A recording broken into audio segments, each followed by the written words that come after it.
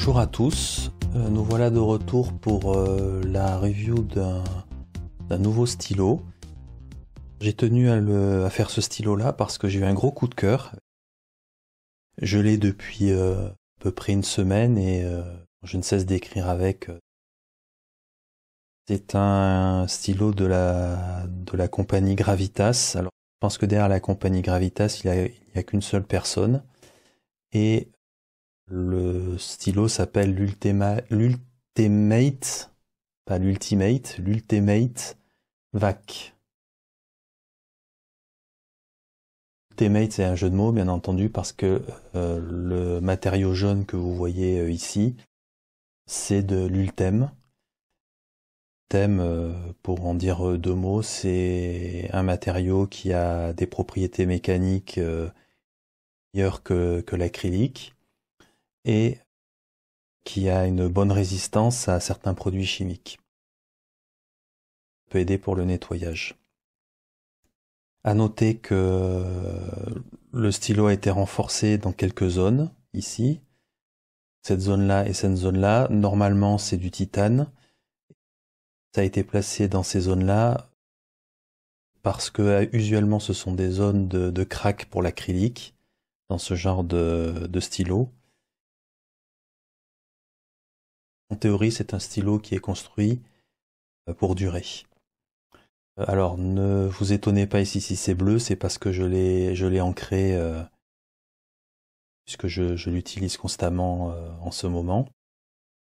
Je l'ai juste vidé pour après montrer comment est-ce qu'on le remplit. Je vais un petit peu le rapprocher pour montrer à quoi il ressemble. On voit l'Ultem. Alors l'Ultem, on le rencontre très souvent sous une forme un peu troublée au niveau du matériau. Et ici, je pense qu'il a été clarifié, c'est-à-dire qu'il est beaucoup plus clair que ce qu'on le trouve usuellement dans les autres stylos. Donc il est très très beau. Alors c'est un vacuum filler, donc on verra ce que ça veut dire au moment de le remplir.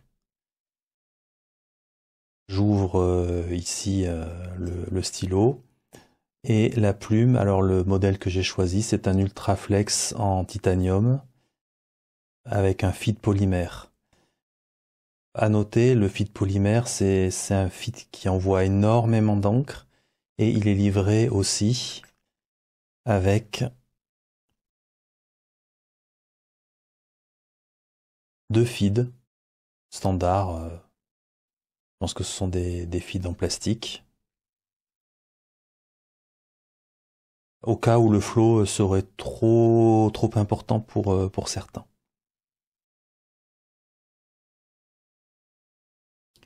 Donc on observe ici que le stylo devient de plus en plus étroit.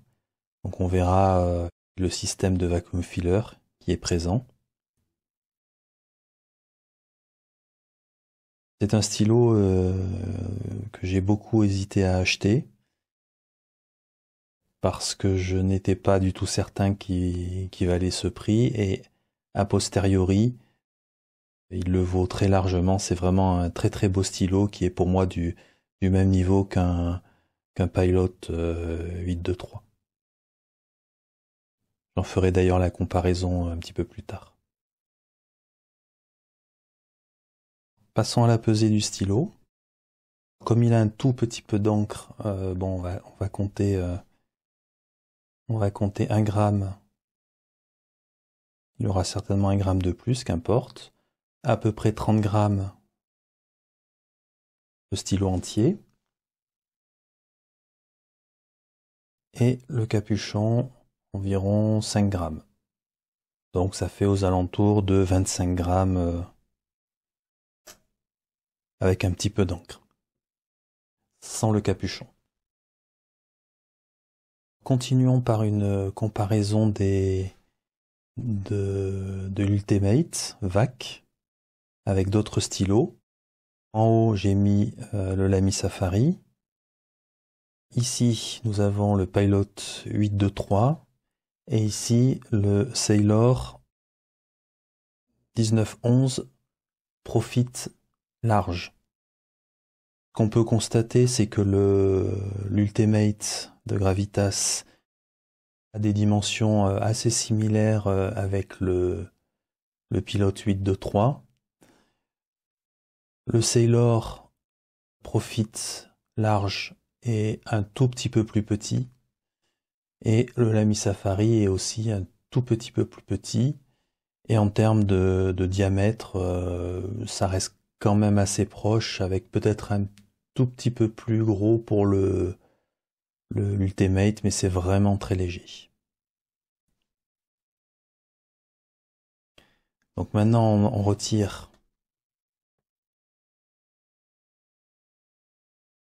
les capuchons.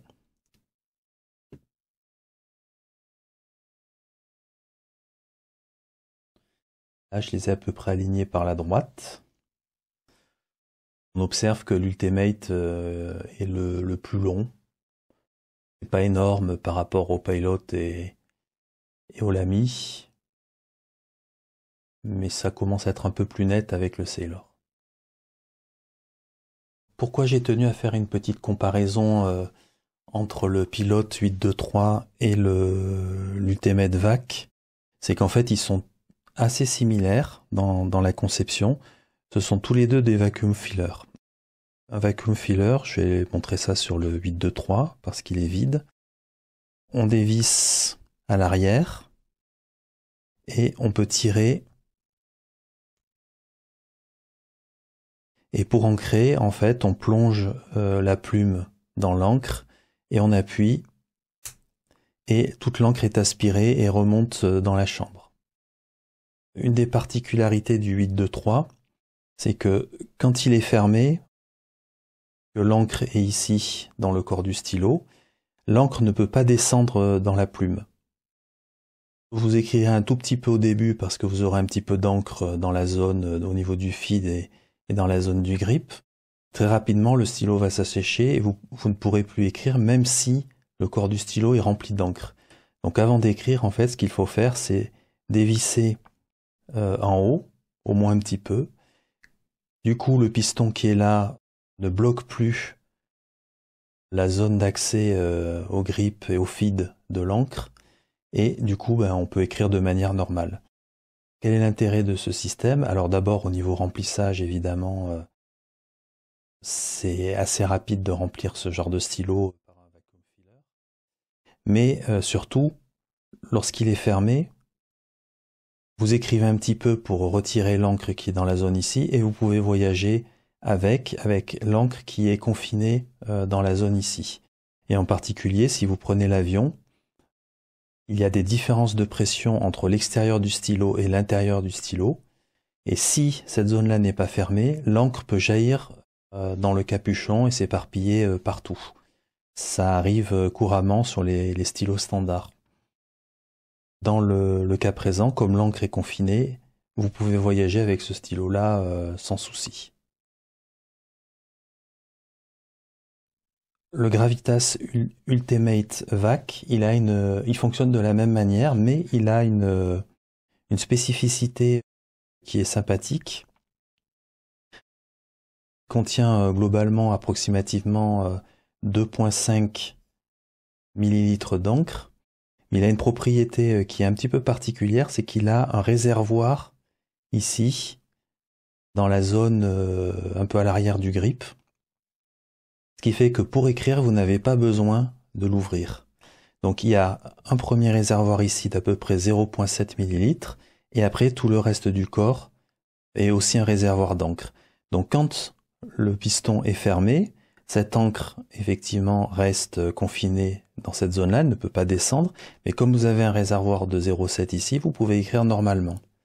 Et si vous prenez l'avion, typiquement, vous ouvrez ici, et l'encre qui est dans ce réservoir tombe dans ce réservoir ici, et du coup après vous pouvez refermer, vous écrivez un petit peu juste pour vider l'encre qui est dans la zone ici, et vous pouvez voyager de la même manière qu'avec le Pilot. Mais la différence, c'est que du coup vous n'avez plus besoin d'ouvrir l'arrière pour pouvoir écrire tous les jours, sauf une fois de temps en temps, pendant quelques secondes, lorsque vous aurez vidé les 0,7 ml qui sont là-dedans, de temps en temps, vous allez juste un petit peu rouvrir quelques secondes pour que l'encre remplisse ce réservoir-là, c'est-à-dire faire communiquer les deux réservoirs, et vous pourrez continuer à écrire en refermant le stylo de manière tout à fait normale. Je dirais que c'est le même système que le Pilot 8.2.3, mais un petit peu plus avancé. Et c'est vrai que sur le 8.2.3, quand on l'a pas utilisé depuis un petit peu de temps, on a tendance à oublier d'ouvrir à l'arrière du stylo. Du coup, avec celui-ci, il n'y a vraiment aucun souci. Avant de continuer, je vais vous proposer un petit tour sur le site de Gravitas. En particulier, bon, vous voyez que sur le site gravitaspens.com, vous allez voir les dimensions du stylo, son poids, etc., etc. Mais ce que je voulais surtout vous montrer, c'était la sélection de plumes. Donc vous avez une sélection de plumes assez complète. Ce qu'il faut noter, c'est que c'est du Jowo. Vous pouvez a posteriori changer la plume pour n'importe quel Jowo, tout ce qui est compatible Jowo. À noter ici que le stylo que je suis en train de vous présenter a une Ultraflex Titanium Fine avec un feed polymère. Mais sinon, vous avez vraiment à peu près tous les choix en termes de plumes classiques, inclus plumes en or, ce qui évidemment va faire monter le prix notablement. Donc extra fine, fine, medium, la même chose en gold. Et par contre, si vous voulez aller sur du broad, ça sera obligatoirement du gold. Mais je rappelle que vous pouvez changer de plume par vous-même. Passons au remplissage. J'ai pris une petite bouteille d'Hiroshizuku, c'est vraiment difficile à prononcer, Asagao, du bleu. Pour l'ancrer, c'est très très simple. On ouvre ici. On tire le piston jusqu'en haut. On trempe la plume dans l'encre. Et on appuie. On laisse quelques secondes. Le temps que l'encre soit bien aspirée. Bon, on essuie bien la plume, bien entendu.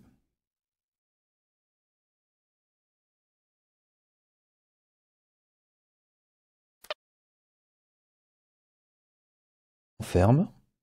Donc là, on peut fermer complètement, même si on doit écrire. Puisqu'il y a la petite partie du réservoir qui est ici, qui lui est toujours remplie avec ses 0.7.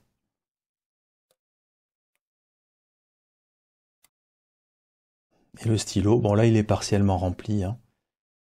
De la manœuvre, il vaut mieux la répéter une ou deux fois pour complètement le remplir. Mais là il est assez rempli pour le test d'écriture. Nous voici de retour pour le test d'écriture avec ce superbe stylo.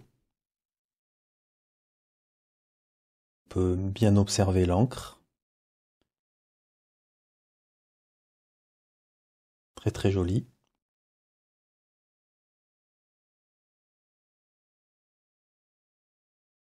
Pour tout dire, j'ai adoré cette plume, qui est donc une Ultraflex Fine en titane et un feed polymère. Donc je n'avais jamais essayé cet ensemble-là. C'est un ensemble qui envoie énormément d'encre, bon, ce qu'appellent les anglophones un gusher. Et il n'y a quasiment jamais de railroad. Par contre, on ne peut pas faire, lorsqu'on flex, on ne peut pas faire de lignes très fines, tout simplement parce que c'est un gusher qui envoie tout le temps beaucoup d'encre.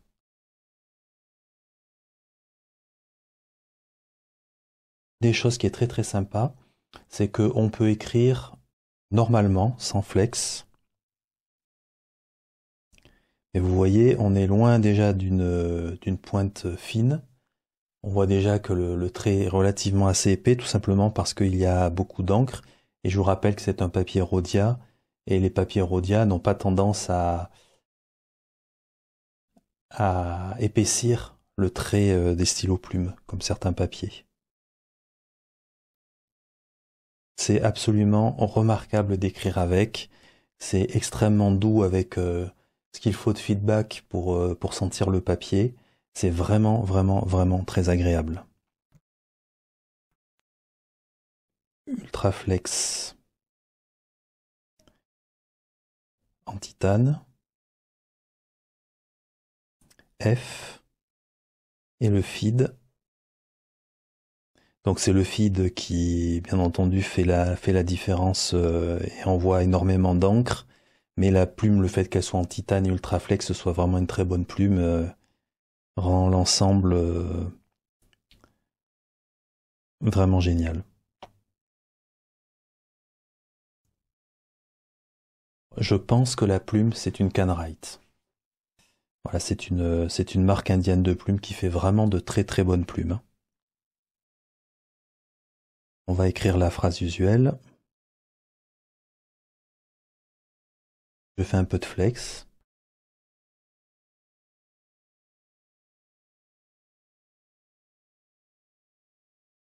Vous remarquerez, on n'arrive pas à faire des lignes très fines, mais on a quand même une bonne variation de lignes. La quantité d'encre qui est envoyée sur le papier est absolument énorme. Je ne suis pas sûr qu'on le voit très bien. Je vais essayer de vous le montrer. Il y a vraiment, vraiment, vraiment beaucoup d'encre.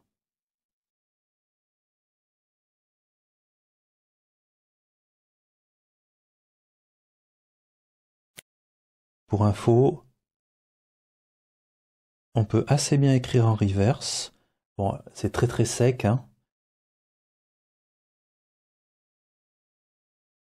Ça fonctionne assez bien.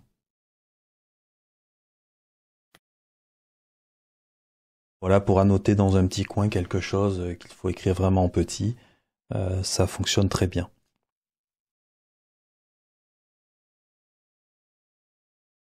Juste pour montrer un petit peu au niveau flex et comme quoi ça ne railroad presque jamais, je vais tracer quelques traits, juste pour montrer.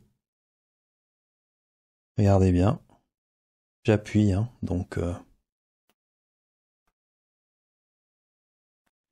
voilà, il n'y a jamais aucun souci. Regardez la vitesse à laquelle je vais.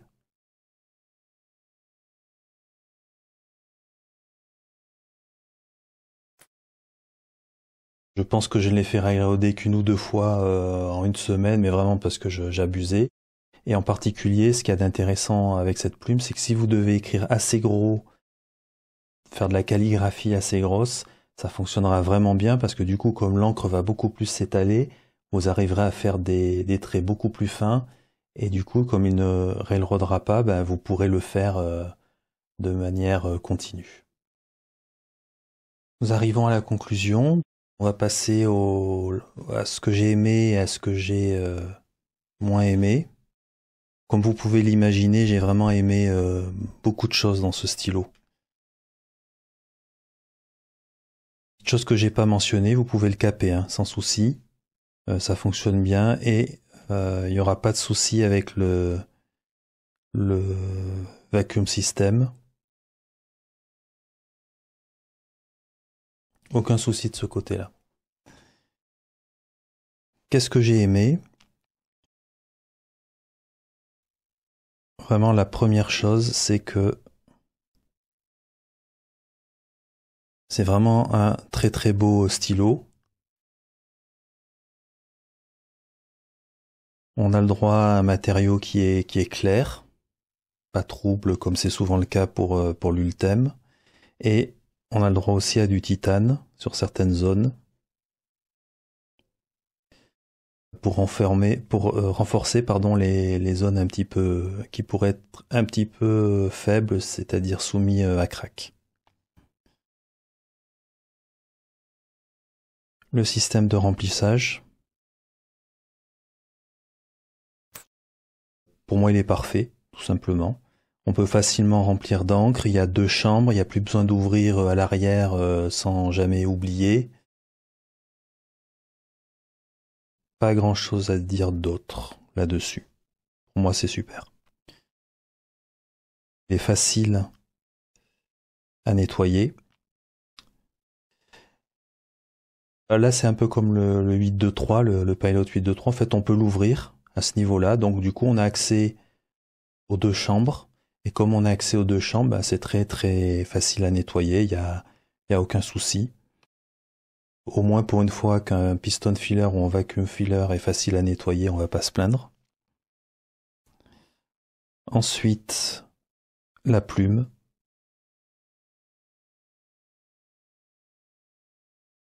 Alors moi je l'adore, tout simplement.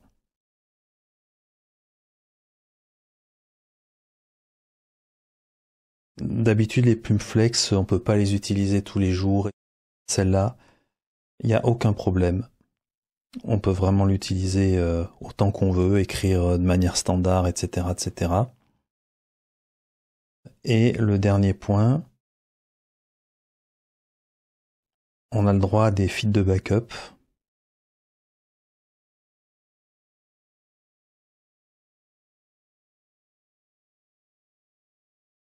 Pour décroître le flot d'encre.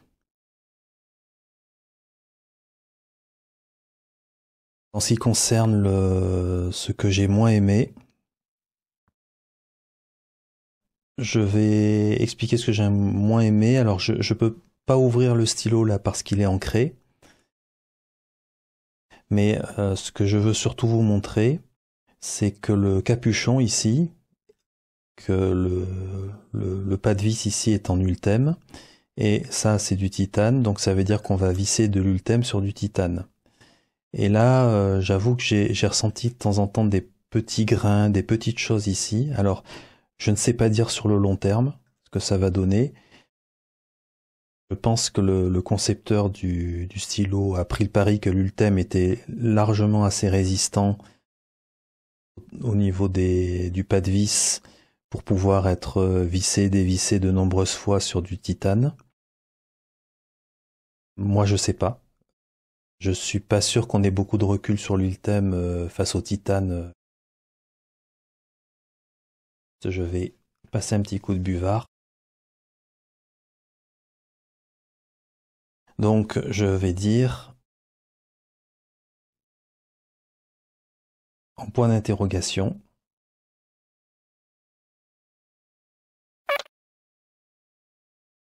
Entre l'ultème et le titane, je ne sais pas à ce niveau-là si ça va résister. Alors, ça résistera longtemps, hein, de toute façon. Il n'y a pas de souci de ce côté-là, mais ce genre de stylo, quand on l'achète, c'est pas pour un an, quoi. C'est pour espérer de le garder toute sa vie. Alors, globalement,